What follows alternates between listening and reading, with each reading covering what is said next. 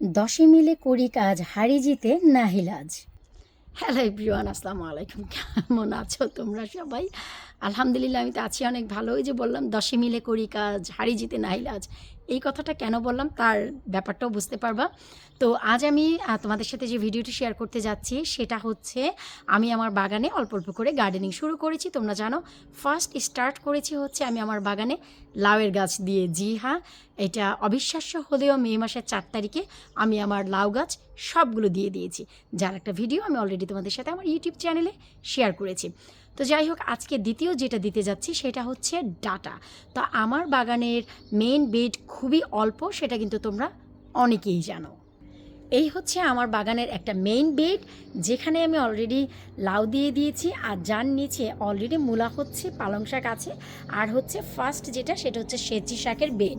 তো তোমরা সবাই জানো যে এখানে হচ্ছে আমি অন্যান্য কিছু করি, আর শেষেরটাই ধনিয়া পাতা হচ্ছে। এই হচ্ছে আমার একটা বেড। আর আমার যে কনজারভেটরির যে সাইডে যে বেডটা, এটা হচ্ছে আমার বেগুনের জন্য একটা পার্মানেন্ট বেড। এখানে হচ্ছে আমি বেগুন করি। আর পুরো বাগানটা যদি তোমরা আমার দেখো, আমি একটু ঘুরিয়ে এই জন্য দেখাচ্ছি, আমার কিন্তু আর মাটির বেড নেই।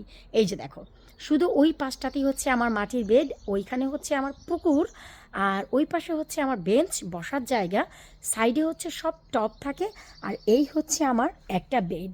সো এইটা বলার উদ্দেশ্য কি, চলো আমি দেখাচ্ছি। আর হচ্ছে এই পাশে আমার একটা বেড, যেখানে গতবার তোমরা দেখেছিলা অজস্র ডাটা হয়েছিল, এবং ডাটার বীজগুলো আমি কালেক্ট করেছিলাম। আর ওই যে লাউয়ের মাচা, তার নিচেও কিন্তু অনেক ডাটা হয়েছিল, অসাধারণ মোটা মোটা, তাই না?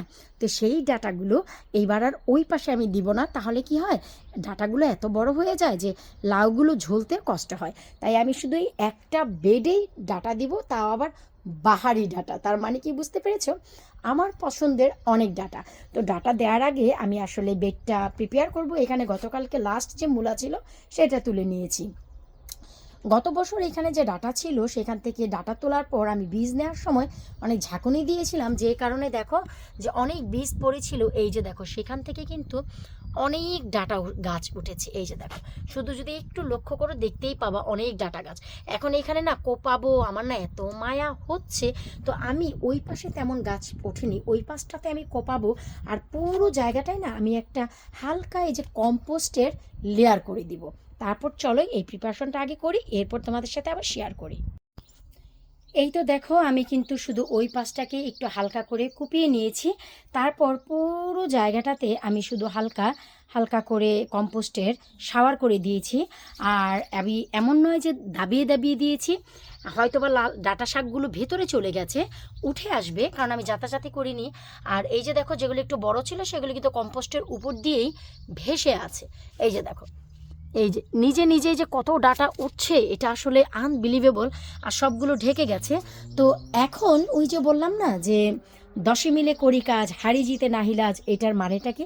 এটার মানে হচ্ছে আমার বেড হচ্ছে মাত্র একটা, আর স্বপ্ন তো ভাই অনেক, হরেক রকমের ডাটা লাগাবো, হরেক জাতের। তো তার ভিতরে আজকে আমি তোমার 1 2 3 4 ধরনের ডাটা লাগাবো। সেটা হচ্ছে এই যে আমি তোমাদের একটু দেখাচ্ছি।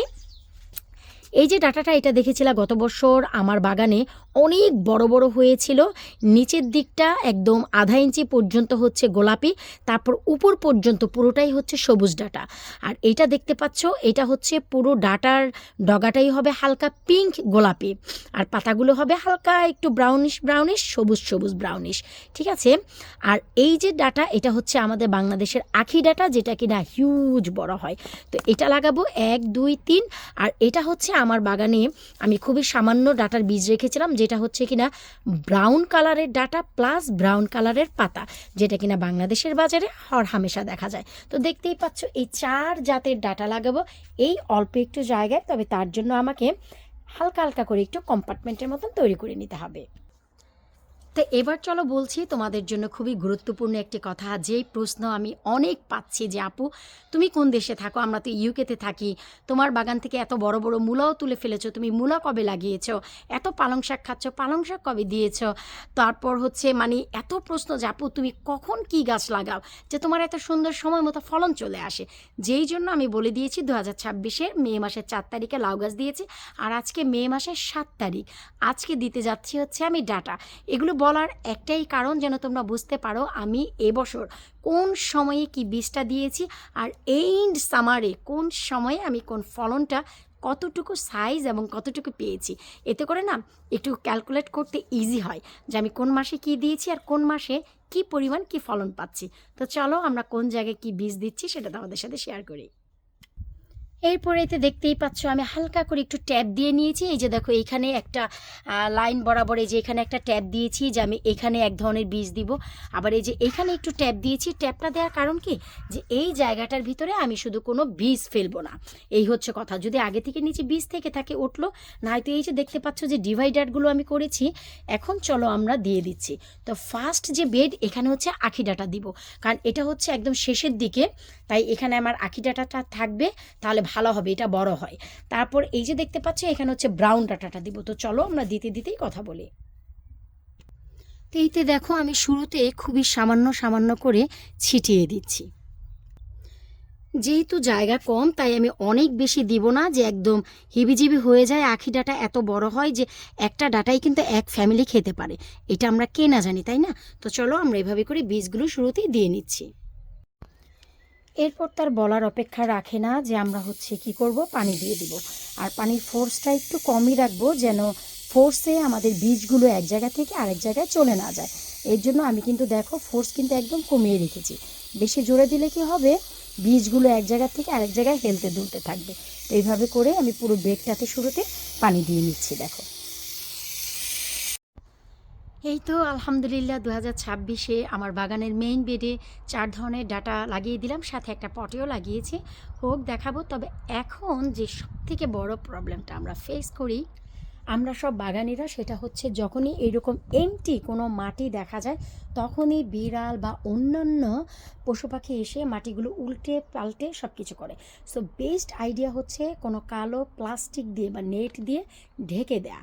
আমি এখন যে কাজটা করব, আমি নিজেও এখন একটা নেট দিয়ে ঢেকে রাখবো, যেন আমার এই জায়গায় কোনো প্রকারের কোনো কিছু না আসে। তো সেটা কী ধরনের নেট হতে পারে চলো তোমাদের একটু আমি আইডিয়া দিচ্ছি। এই তো দেখতে পাচ্ছ আমাদের বাসায় কিন্তু সবার কম বেশি এরকম মিস্ট থাকে। এইটা একটু দিয়ে রাখলে দেখা গেল কি অনেক বেশি এসে বিড়াল মাটি উল্টাপাল্টাও করতে পারবে না। আর আমার একটি বাড়তি গ্লাস আছে, সেই গ্লাসটা কী করেছি আমি ওই পাশে দেখো দিয়ে রেখেছি। এখান দিয়ে একটু উঁচু আছে, ওইখান দিয়ে একটু উঁচু আছে, আর এই পাশে যে একটু ইট দিয়ে মানে ছোট একটা স্টোন দিয়ে রাখলাম। এতে দেখা গেলো কি যখনই গাছ উঠবে ছোট ছোট আমরা বুঝতে পারবো, তখনই সরিয়ে দিব। আর যখনই গাছ ওঠে না তখন কিন্তু কোনো মানে পোকামাকড় বা কোনো পশু পাখি এসে মাটি উলট পালট করে না, ওরা খালি মাটিটাতেই উলট পালট করে। তো এই যে দেখো এভাবে করেই আমি আমার ডাটাটাকে সুরক্ষিত রাখবো। আশা করব তোমরা আমার এই ভিডিওটি বা ভিডিও টিপসগুলো পছন্দ করেছো। ঠিক এভাবে করে তোমরা তোমাদের বাগানে এখনই ডাটার বীজ দিয়ে দিতে পারো। আর আমি হচ্ছে লাল শাকের বীজ দিব আর 3 থেকে 4 দিন পর, আজকে যদি 7 তারিখ হয় তার মানে হচ্ছে আমি 10 তারিখে লাল শাকের বীজও দিয়ে দিব বা ঘি কাঞ্চন। তো বিদায় নিচ্ছে আজকের মতন। ভিডিওটি কেমন লাগলো অবশ্যই জানাবা। আল্লাহ হাফিজ।